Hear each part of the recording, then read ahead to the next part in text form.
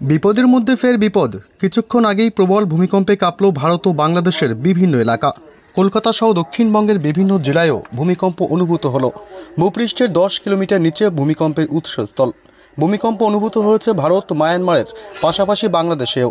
উথলে উঠল নদী পুকুরের জল, ভেঙে পড়ল একের পর এক ঘরবাড়ি। আতঙ্কে রীতিমতো ছোটাছুটি মানুষের। তীব্র ভূমিকম্পে প্রচুর ক্ষয়ক্ষতির আশঙ্কা করা হচ্ছে। ভয়ঙ্কর এই ভূমিকম্পের জেরে সকলেই দ্রুত ঘর থেকে বাইরে বেরিয়ে আসেন। বিভিন্ন এলাকা জুড়ে ব্যাপক আতঙ্কের সৃষ্টি হয়েছে। আতঙ্কে রীতিমতো ছোটাছুটি, দিশেহারা এলাকাবাসী। তবে এই ভূমিকম্প কখন ঘটেছে, কোন কোন জেলায় ঘটেছে, কতটা ক্ষয়ক্ষতি হয়েছে ভূমিকম্পের ফলে, এই মুহূর্তে কী খবর পাওয়া যাচ্ছে, সবই বিস্তারিত জানিয়ে দেবো এই খবরে। বিস্তারিত জানতে খবরটি অবশ্যই শেষ পর্যন্ত দেখবেন।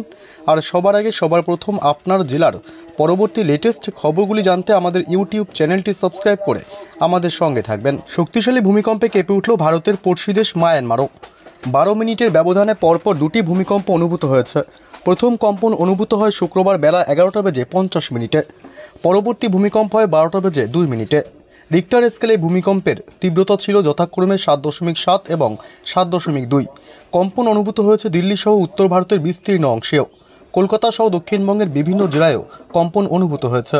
শুক্রবার দুপুর 12:05 নাগাদ হিঙ্গলগঞ্জ ও হাসনাবাদের একাংশে অনুভূত হয়েছে ভূমিকম্প। 2 মিনিটের বেশি সময় ধরে চলা কম্পনে আতঙ্কিত হয়ে পড়েন বাসিন্দারা। এদিন দুপুরে দক্ষিণ 24 পরগনার ক্যানিং হঠাৎই ভূমিকম্পে কেঁপে ওঠে। আতঙ্কিত হয়ে পড়েন মানুষজন। বাড়ি থেকে বেরিয়ে শাক ঘণ্টা বাজাতে থাকেন।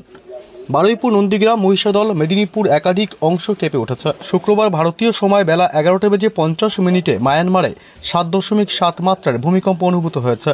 উপকেন্দ্র ছিল দেশটির অন্যতম প্রধান শহরমণ্ডল থেকে কয়েক কিলোমিটার দূরে। গোটা এলাকায় একের পর এক আফটার শক অনুভূত হচ্ছে, যার মধ্যে কয়েকটির তীব্রতা রিক্টার স্কেলে 7 মাত্রার কাছাকাছি। ভূমিকম্পের তীব্রতা এতটাই ছিল যে থাইল্যান্ডের রাজধানী ব্যাংকক থেকেও তা অনুভূত হয়েছে বলে খবর পাওয়া যাচ্ছে।